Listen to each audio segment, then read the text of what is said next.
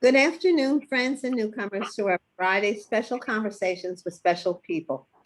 I'm so happy to introduce our very special guest today, my friend Shawn Grain Carter, professor of marketing and at the Fashion Institute of Technology, or also known as FIT, but I just wanted to give it formality, and author of a most profound book, Lessons in Grace and Grief. My daughter Lindsay taught me. Lindsay was a beautiful young lady. She was a page here at the library. I trained her, and before she went, and then she graduated Mount Holyoke and worked and cared deeply about social justice until she had her very untimely and tragic passing at the very young age of 27. She found goodness in everyone, and her smile could light up any room she entered. I have her picture on my desk, so whoever comes into the library, I could show you how Lindsay looked and her smile. And the book that Shawn wrote is a tribute, a gift to Lindsay, and a way of letting others know of her beautiful soul. I just found out about the book last week, and I found out it wasn't in hardcover, it was in ebook. And an ebook, to most of you, are just like, how do you go on ebook? So, Shawn, I told you, you have to make it hardcover. It was a beautifully written. I read Nancy. I am going to make that my project. Okay, look at how I really mean how I read it, and I was very touched, and the information you gave also was absolutely wonderful. But today, Shawn, you first spoke here on January 13th, 2000 on the topic marketing in the internet. And throughout the years, you've spoken on so many different topics, but one of them in particular, Wow. that the internet and distant learning. That was in 2002. And we're doing distant learning now, so it certainly could be repeated in today's educational system. Today's topic is something quite different. I'm very excited about this because television since January 6th. The topic is dress attire for domestic terrorism and insurrection. Now, how many other libraries can offer this advice? I mean, what to wear to an insurrection? I mean, those people had to think hard and fast about it. I can't wait to hear your talk. Shawn, I admire you. I think you're wonderful, and it gives me great pleasure to introduce you to our audience. So please, everyone, let's give a big reading to our friend, Shawn Grain Carter. Okay, Shawn. Hi, Shawn. Well, thank you so much. Hi, everyone. It's really lovely to be with you on this spring day, talking about something that, is really challenging. It's an inflection point in the history of our nation. So, originally I was going to do this talk a little differently, but as some of you probably have been paying attention in the news, the House just voted to create a commission to investigate and understand the January 6th Capitol insurrection that occurred this year, about 4 months ago. So I decided to make this topic a little more current and not as frivolous as the title sounds.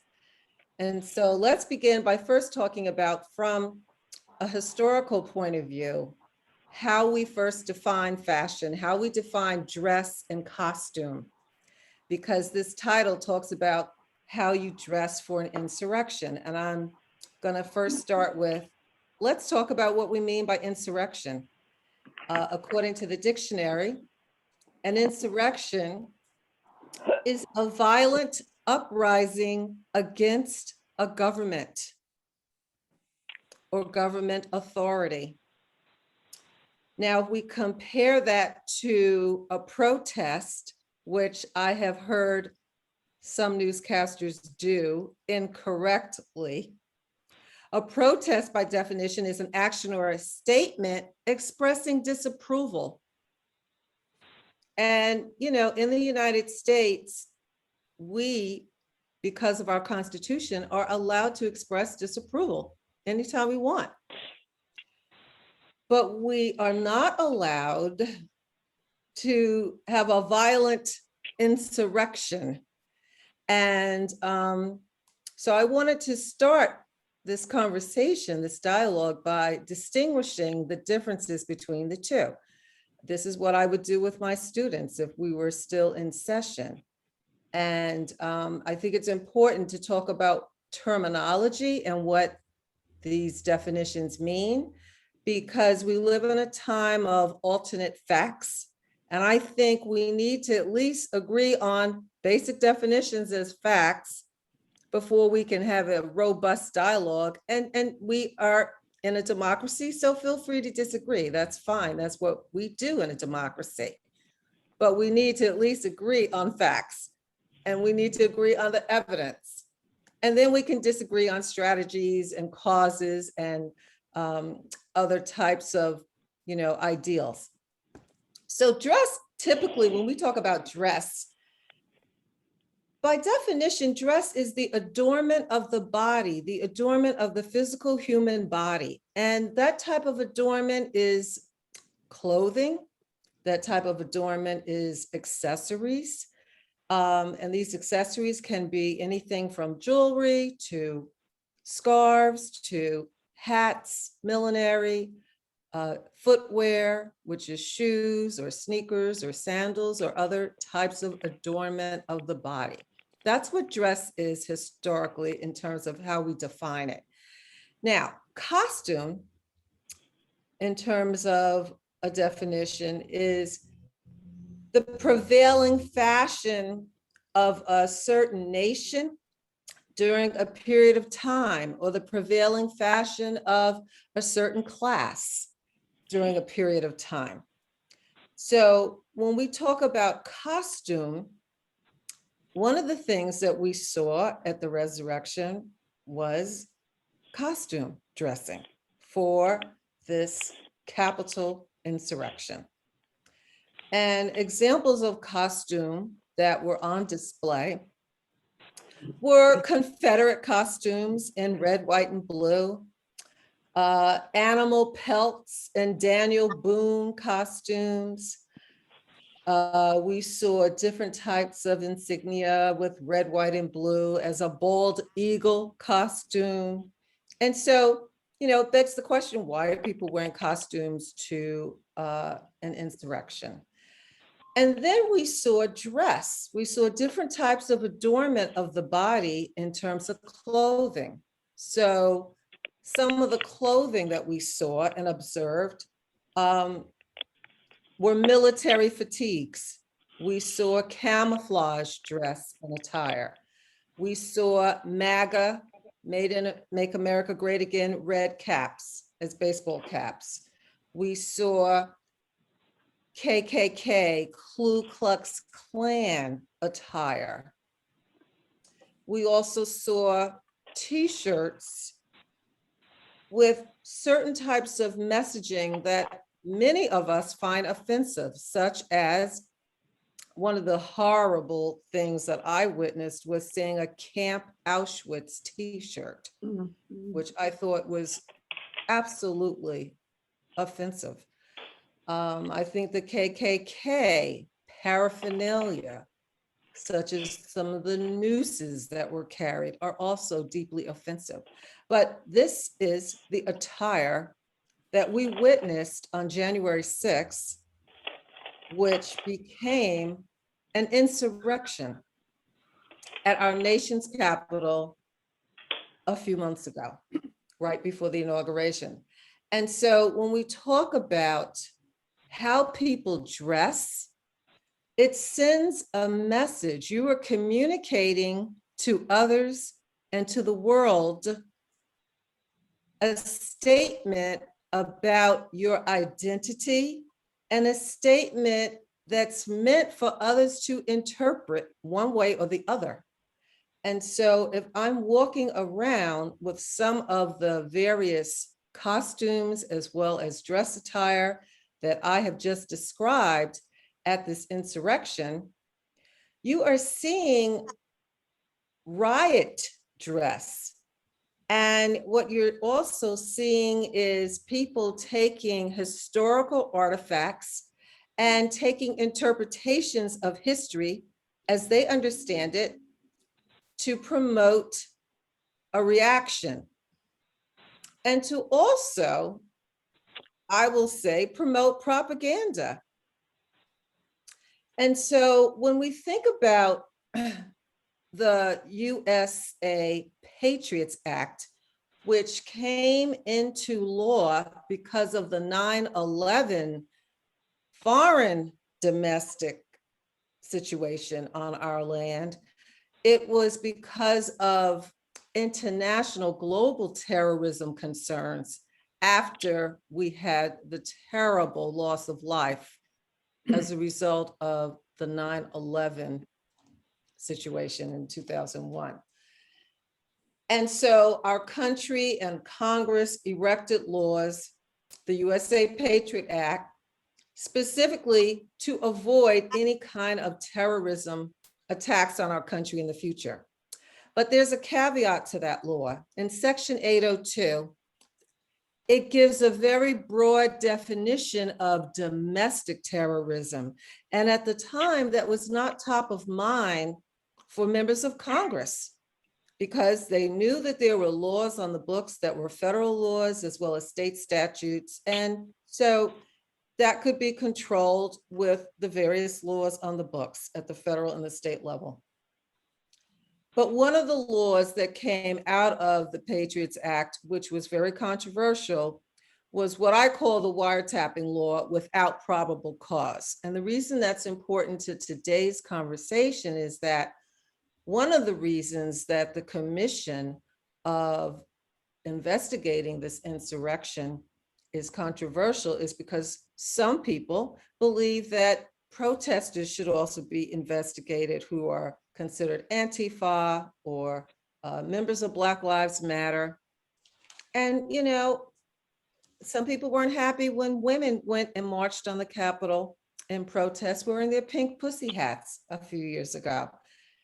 But as I stated, there's a difference between a protest and an insurrection. I don't think that these other protesters were trying to overthrow our government. They were disagreeing and expressing their disapproval of government, and that's a big difference. So definitions and understanding and nuances really matter, because when we look at the evidence, the Patriot Act had certain goals to protect us as citizens and immigrants and neighbors and friends, but it also had unintended consequences. And so when we talk about unintended consequences, one of the unintended consequences of the Patriots Act is that domestic terrorism did not have specific laws to address what happened on January 6th. And these domestic laws that are already on the books aren't really sufficient enough to deal with the type of domestic terrorism which occurred on that day, on January 6th. Christopher Wray, who is a Republican and our FBI director, who originally was the assistant AG, Attorney General under George Bush, testified this past March that one of the challenges of dealing with domestic terrorism is first, identifying it as such. And so there is conversation where people disagree that this was a domestic terrorist incident. I heard a congressman earlier this week say, oh, this was simply a tour of the capital of our nation. And, this was not a riot. It wasn't an insurrection. And yet I saw a visual photograph of this very congressman helping to nail the door shut where these terrorists were trying to enter and, I dare say, assault and kill people. who are serving as public servants in our government. So I think that Christopher Wray is sounding a warning when he talks about we need laws on the books to deal with domestic terrorists. Now, there's also a danger in that, because how we use laws to address what we call domestic terrorism should not be used for one political party to assert their rights and control over another with whom they disagree. So if you think back to the McCarthy era, we don't want people blacklisted, blackballed, imprisoned because they disagree with the government. And so we castigate them, and then we decide that they are domestic terrorists because conveniently they are getting in the way of our political agenda. And so we need to be mindful of what is the messaging that's not just coming from our dress attire if we choose to participate in an insurrection. Who are the insurrectionists that participated? And, were they just individuals? Were they part of certain groups? And one of the things that Christopher Wray said is that this was a planned, coordinated attack, assault on our Capitol. And police died trying to defend our Capitol and trying to defend our public servants who were members of Congress. So we must take it seriously. And it's something that I thought about. I was going to show all kinds of, humorous images and memes that were circulating and percolating on media, social media, mass media, traditional media. And after hearing some of the testimony this week, I decided I will not elevate these people who dared to overthrow our government in such a horrific manner that they terrorized members of Congress and assaulted and killed police. And I was not going to elevate their status so that they could think that they have achieved something that's magnanimous. And so I decided to just have a conversation without releasing these images that were proliferating all over the internet. It's interesting that the New York Times, in the fashion section, when they reviewed how people dressed for the insurrection, they talked about rioting in terms of dress as chaos. But I would go one step further and say that this insurrection represented burst of humanity. It was dress for anarchy. Mm-hmm. And there's a difference between chaos and anarchy. Mm-hmm. And so when I think of the laws that we have in our land, I don't want our young people who love to protest. I think of Occupy Wall Street. I think of Black Lives Matter. I think of our LGBTQ brothers and sisters, and those who are identify as trans, who protest for their rights. But do you know the Supreme Court has only heard one case that's relevant to the USA Patriot Act, and that was in 2010. And we hold our freedoms very dearly, but we must protect our freedoms.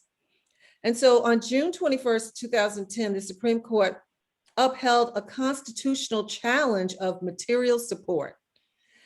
The reason this is important is because under certain provisions of the Patriot Act, foreign terrorists are considered not to have permission of other organizations such as ours in America to assist them in illegally teaching foreign terrorist groups how to peacefully achieve the pursuit of their political goals. The word peacefully is important. The Supreme Court struck that down, and Justice Roberts wrote the majority opinion. It was a 6-3 vote. Justice Breyer dissented at the time, and he wrote the opinion of those who dissented in the minority and said, Justice Breyer said, this is a violation of First Amendment rights in terms of freedom to assemble and expression. But Justice Roberts said no, based on the very strict wording and interpretation of the material support that was outlined in the Patriot Act, it would be okay to not allow our people to teach any foreign adversary that they deem a foreign terrorist peaceful ways to pursue their political agenda. And so, you know, I just submit to you that even given our current laws, the current makeup of the Supreme Court, our understanding and interpretation of what do we mean by a riot? What do we mean by a protest? What do we mean by an insurrection? We have to be very careful with not just defining these different terms, but understanding the nuances and the implications of how we use them, how we frame them, and make sure that it's in context, and make sure that the evidence supports what we are saying when we talk about a January 6th insurrection. I think it's also incumbent upon us to think about how people communicate with their dress attire. One of the things that was alleged in some of the hearings that have come forth is that the Proud Boys, who were accused and are accused of helping to organize this insurrection in the Capitol on January 6th, that they were told to have their members dress in plain, casual clothing so that they would not wear their signature colors of the Proud Boys. And interestingly, Christopher Wray has identified them as a domestic terrorist group. And so they were going to wear their colors, but they were told by some of the leaders that this would be inappropriate. They wanted them to blend in with individuals who might have participated originally in going to the Capitol with different intentions, but it escalated into an insurrection, and these unintended consequences or intended consequences, unfortunately, will permeate throughout our various sectors of government and also society in terms of how do we prevent something like this from ever happening again. And there are those who would like to draw parallels to 1776 in terms of our founding. And I think that's a false equivalency. This is 2021. We have to think of our nation in terms of reimagining, even during this pandemic, what is the best of us and not what is the worst of us. And I think that when we think of what dress means, what it says about who we are, and what it communicates, not just to others in this nation, but people in the world, what do we stand for? What are our freedoms that we want to protect? And what are our values and principles that guide us in terms of decisions that we make as adults and as young people and as older people and as people of various creeds, races, religions, ethnicities, genders. Yet we need to have the common humanity that guides us in terms of not just interpreting and understanding history and context, but also in being able to engage in important debates in terms of ideology across the spectrum of this great nation, where we are allowed to disagree on ideas. We are allowed to disagree on strategies. We are allowed to disagree on interpretations of the law. That's what the Supreme Court does all of the time. But it doesn't mean we set out to plunder the artifacts, to plunder the Capitol, to disregard life, and to make assertions and cast aspersions that are untrue. And I tell my students, there's the truth and there's a lie. And then there's the interpretation because many would like to spin our history differently, even with the events that just occurred on January 6th. And so it's important to look at the evidence. It's also important to consider the source, understand the nuances, the context, and to pay attention to the evidence and what are the facts that lead to your understanding of what was being communicated. What are the results? What are the disagreements? Why are these debates important? And how can we reimagine our culture in such a way that we can go back to debating and not assassinating the characters of those with whom we disagree? We can disagree because that's what makes a robust democracy, but really understanding a different person's point of view, no matter how extreme or egregious you may find it, is important for us to have shared common knowledge and also exercise our rights as citizens in this country.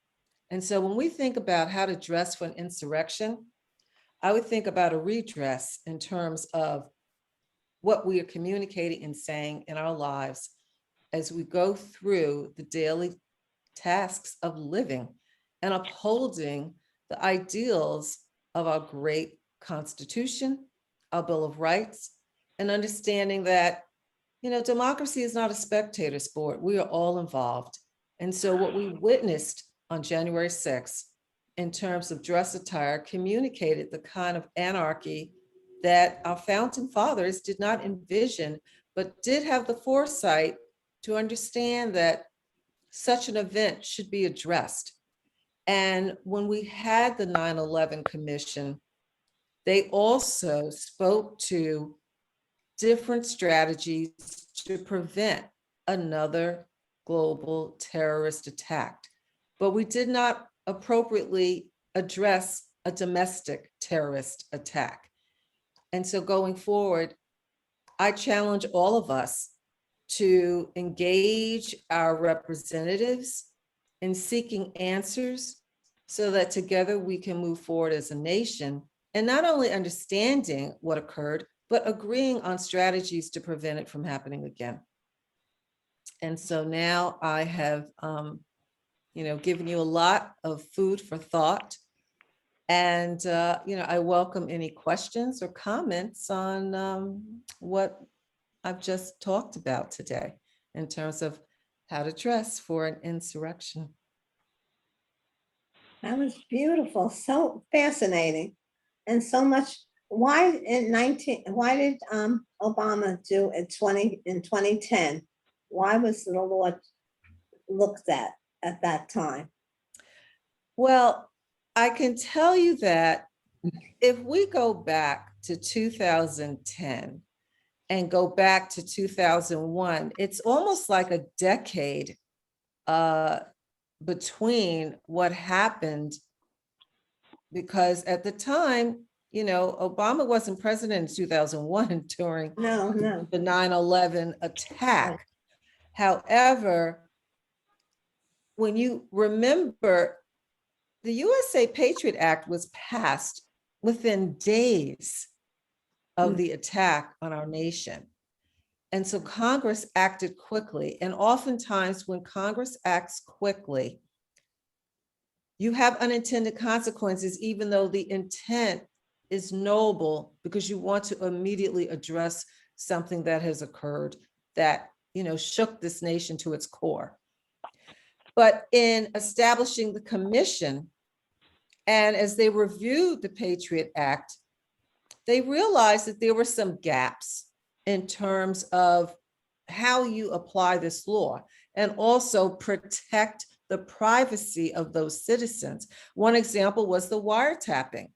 Wiretapping has always required probable cause by the CIA, the FBI, police, et cetera, et cetera. But because of the Patriots Act, you are allowed to engage in wiretapping without probable cause. And for some people, that's a huge unintended consequence. Does that mean you're allowed to wiretap a journalist because you don't like what they wrote about you in the news? That is something being investigated right now. Yeah. And so we have to, think about, what happened in 2001 precipitated what happened in terms of that particular law being passed. And then the Supreme Court hearing the challenge in 2010 to sections of that law where they feel that the unintended consequences outweigh what the law is designed to do. And, our First Amendment rights in terms of free speech, and then when you think of, our privacy rights, these rights are near and dear to Americans. I mean, we see this playing out with, the mask mandate. I mean, something that's simple, that's a public health issue, has become a political football, if you will, about your personal right. That's a false equivalency. That's like saying, I have the right to exercise free speech and go into a movie theater and yell fire. Well, you don't have that right under the Constitution, under the First Amendment. You cannot go into a movie theater and yell fire. So, unless there is a fire, of course. And so people like to take sections and dissect it with a scalpel so that they can take certain words out of context and justify their own rationale for behavior that is frankly just selfish. And that's why it's important to always look at things in context. And so, to answer your question, Phyllis, I think that we have to think about, when Bush was president at the time and these laws, I remember Ashford put the law in the book, I think it was Ashford, and then, he encouraged Congress to quickly and swiftly pass it. And of course, because of the emotions that were so raw at the time, and the dangers that were a constant threat, it's understandable. But we also have to ensure that when we erect these laws, one of the laws they're using right now against some of the alleged accusers and participants in the insurrection is the RICO law. And that law was designed originally as a racketeering law to deal with, the mafia and other kinds of credible threats that the FBI had designated as groups for surveillance. But it was also used against other groups such as, the Black Panthers and other types of groups where, some people disagree, historians and others who disagree as to whether or not, well, were they really a domestic terrorist threat? I mean, so there are documentaries and research that's coming out now to say, why was Martin Luther King Jr. under surveillance? So these are the kinds of things that people are learning. I mean, Billie Holiday, a singer, a jazz singer, was under surveillance by the FBI. Why? These are the types of things when we talk about oppressing our freedoms and suppressing our freedoms that have to be looked at very carefully. And we have to do our due diligence, and we have to be willing to not rewrite history, not sanitize history, and not allow even those elected officials whom we elect on both sides of the aisle to get away with using terminology that's disingenuous to what has happened, to what the current events are, to what the evidence is. We cannot whitewash these events the way we like to do in history because we want it to be convenient, and we also want to not offer up the truth as they see it. Exactly. I'm sorry about that. I had to say that, but how they see the truth is so different. And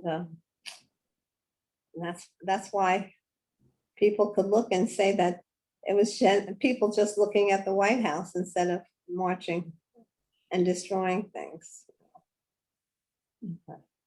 Well, that's why I began talking about how we define protest, how we define insurrection, because it's important.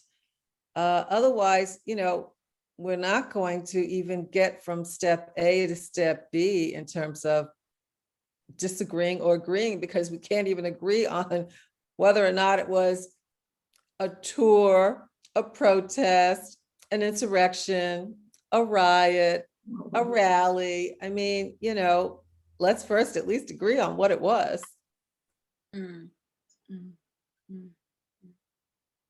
No. It was a group of people dressed all different ways. That's interesting too, isn't it? Because sometimes when you see, when we used to see the Tea Party, they all looked alike. I mean, in the dress, I'm not, it's almost like you knew that they were all part of that particular group. Here you had different, the soldiers, I hate to say it, the few people who were dressed militarily. I think you're talking about the militia Yeah. type of dress code. Well, what we know from research in historical dress and costume is that dressing people in similar fashion helps to create solidarity. Mhm. So if you look at the storming of the Bastille in France, that's where the beret originated as a protest military look. The Black Panthers actually adopted the French beret from the French because it's a symbol of freedom. And, when we think about having our military officers wear uniforms, it's to help create solidarity in terms of dress, the adornment of the body, so that we are all dressed alike as in solidarity. And you see that to help get the psychological part of the brain to fit in with the others so that they can take orders and also think of each other as, brothers and sisters in the military. When people dress and wear similar clothing, even when they're in like a protest movement, they might wear the same armbands or t-shirts or what have you. Again, it's to create solidarity. When you see sports teams, they are dressed alike. It's to create solidarity. And so they are using dress as a form of adornment to send a message of solidarity and unity in the mission. That mission could be, your athletic team wanting to win the competition. It could be the mission of the military needing to win a military war. But the point is how that dress attire sends that message and communicates not only to the wearer, but to the observer in terms of the understanding of what it means. Can I ask a question? Sure. You said that the Proud Boys dressed in clothing that made them undetectable. They were wearing plain t-shirts, but they did get detected, didn't they? They found them. Well, absolutely, because not all of them followed orders. Ah, It okay. was interesting to read the testimony, which is still coming out, about how the FBI has been able to identify some of the participants. And a lot of them have been identified because of what they wore. Right. Right. And so if I say to my students, we're going to all wear purple dresses on Monday, Right.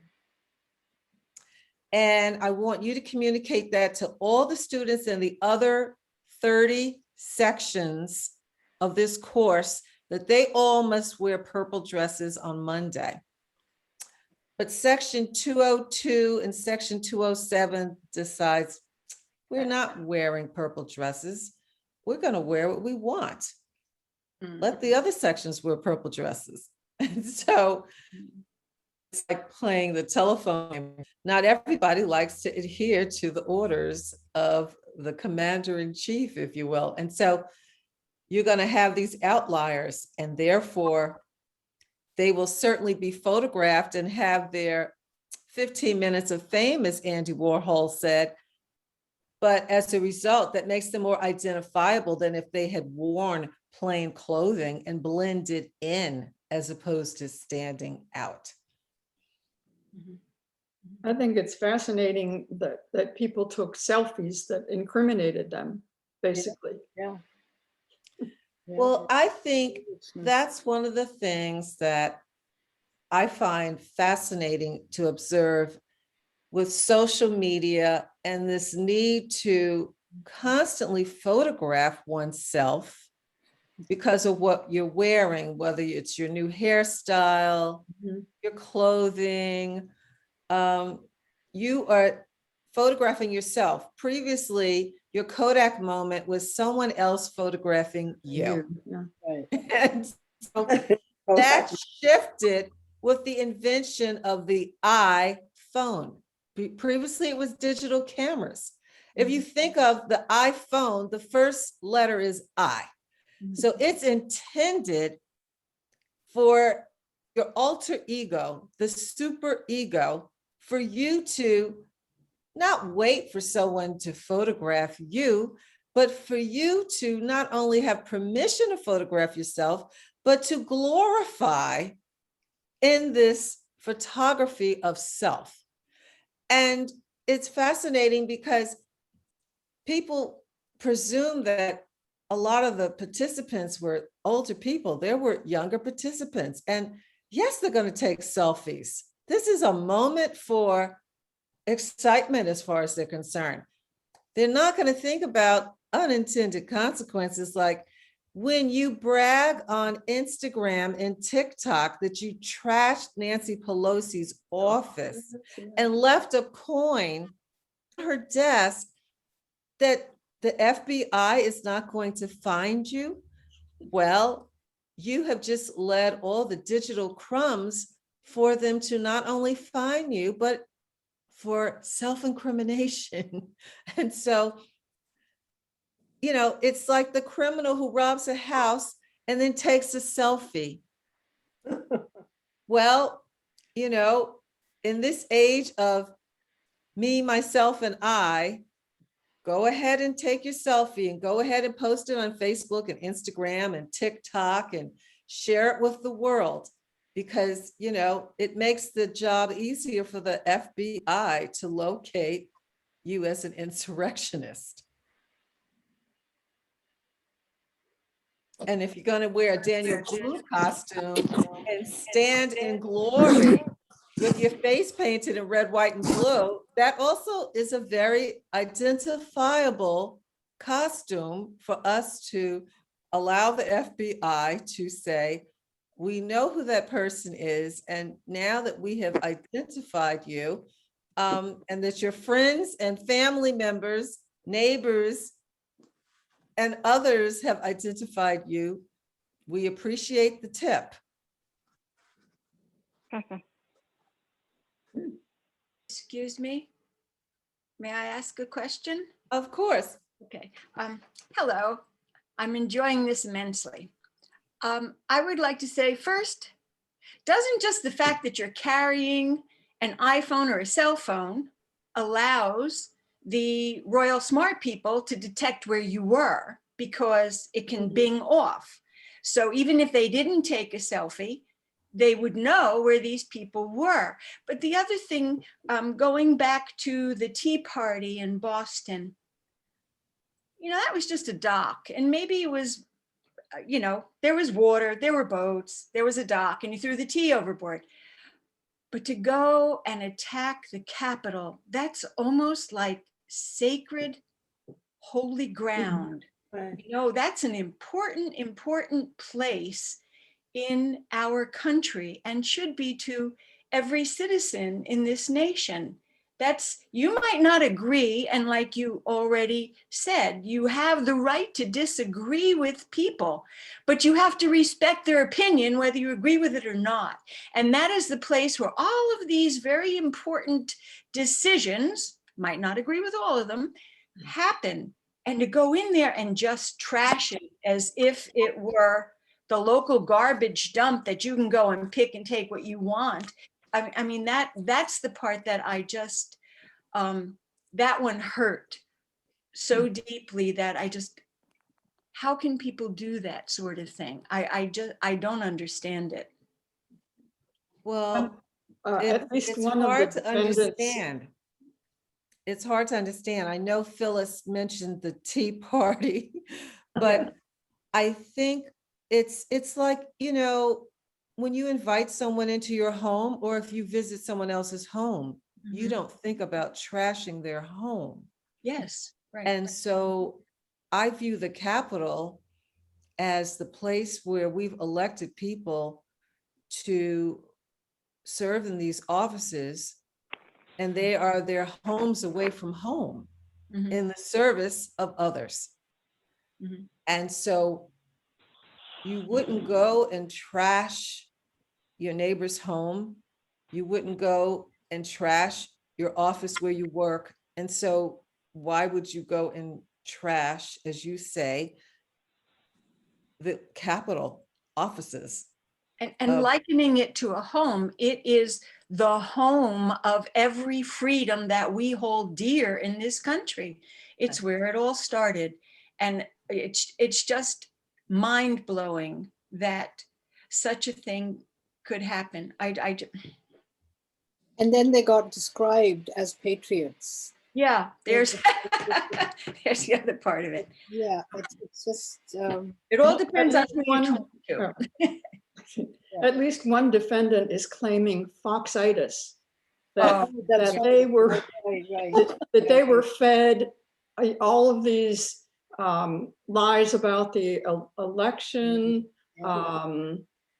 just, all this stuff that alienated them from thinking of the capital as their capital, the country as their country, that was claiming that's why they, that's why they went ahead and trashed it, because they basically had been propagandized.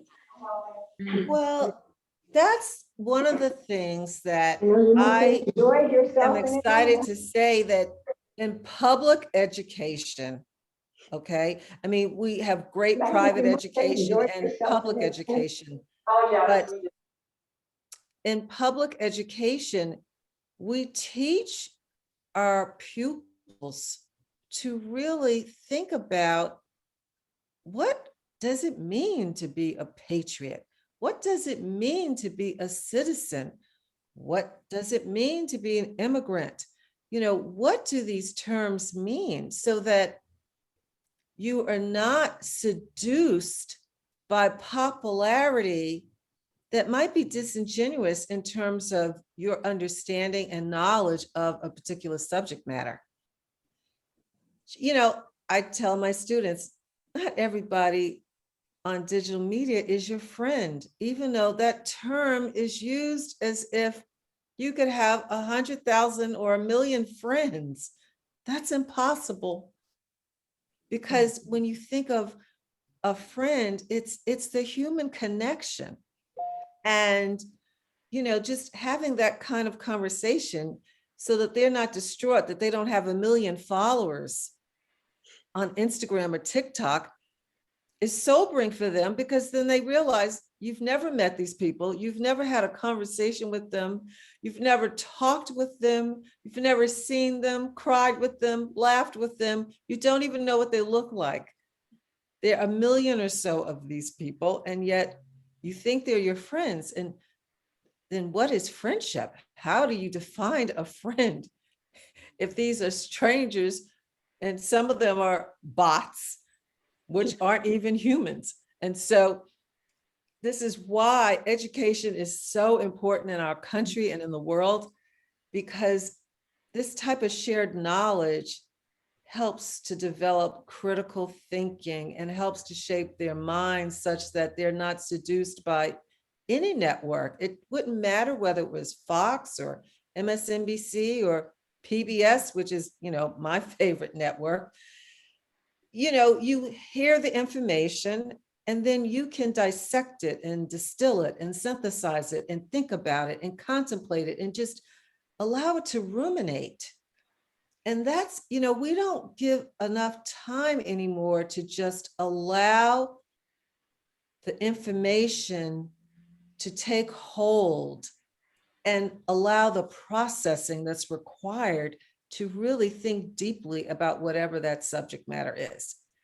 And so if we don't help our students and our young adults press the pause button, it will be even more difficult for them to figure out what's propaganda, what's factual, what's contextual, what's the truth, where is their bias, and how do we figure out how to really understand the differences in these dialogues such that they can formulate a well-grounded, well-reasoned opinion. Mhm. And you can disagree, but let's make sure your rationale is sound.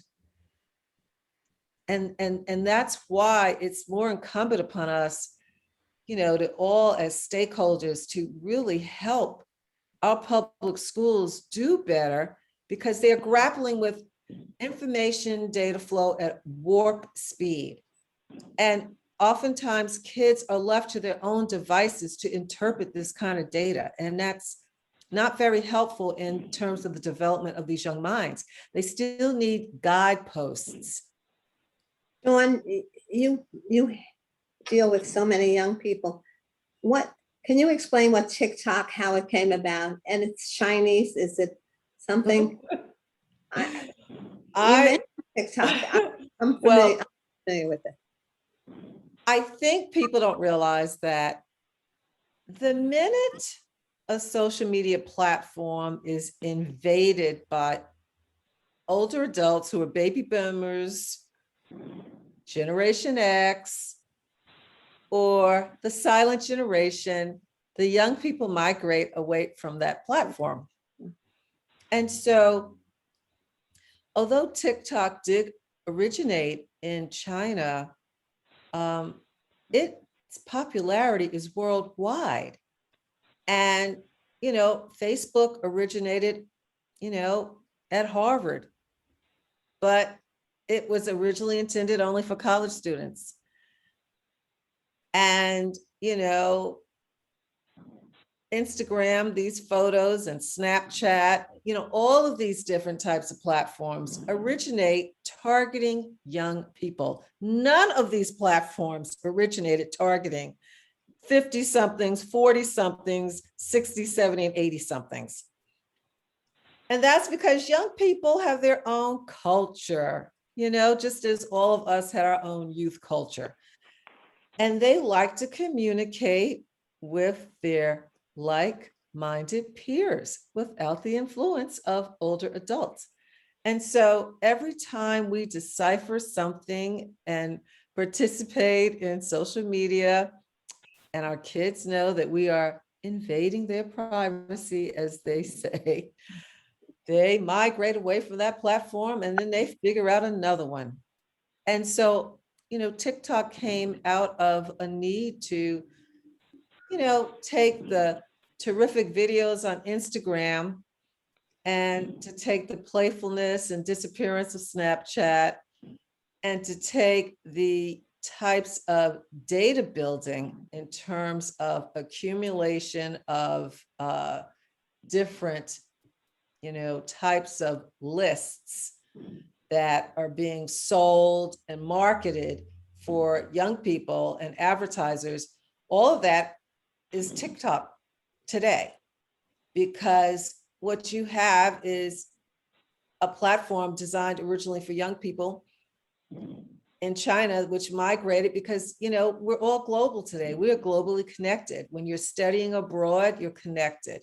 When you're sharing music, you're connected. When you're learning about different influencers in other countries besides the United States, you're connected.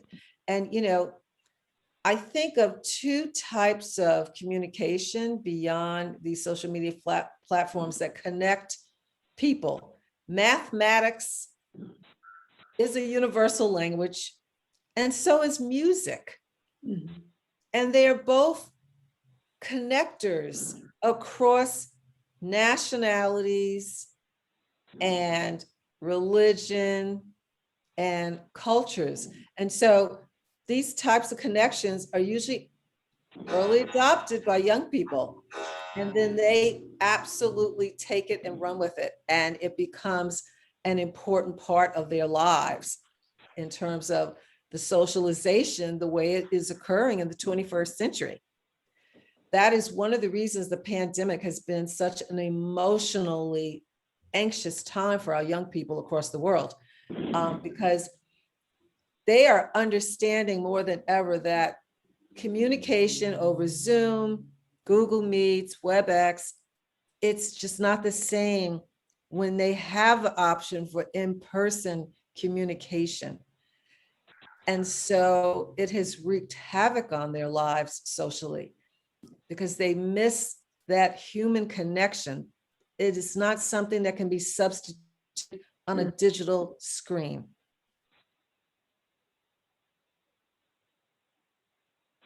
Well, school will begin again and everyone will be there in September. And we have our libraries. Thank God we have our libraries, which have served as civic centers for decades in this nation and beyond. And, you know, in Germany, they call it the Bibliothek, and, you know, hence the word for bibliophile. But our libraries have been the community centers for ages. And our young people are realizing that it's okay to have an intergenerational experience, even digitally, with our libraries and with the different people and patrons, and to meet and hear interesting authors and lectures and to participate in fun games. And so I think all of those who volunteer, work, and serve in the libraries across this nation and across the world, because it has really facilitated sharing of knowledge for not just educators, but for families, communities, individuals of every age group.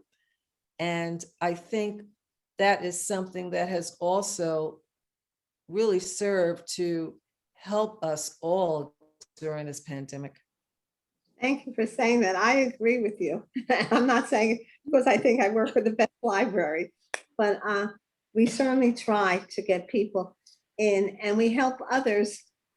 We don't shut out anyone who's not part of South Orange. And there are libraries that were very self-contained, and I'm very proud that we're not that way. So, well, we salute you. And, you know, my students know that there's no excuse when they say to me, well, I don't have access to the library because it's closed. I say, the digital library is never closed. It's open 24 hours a day. well, you are wonderful. I thank you so much. Can't wait to see you in the library and just like everyone else. I look forward to it, and I'll be wearing my mask.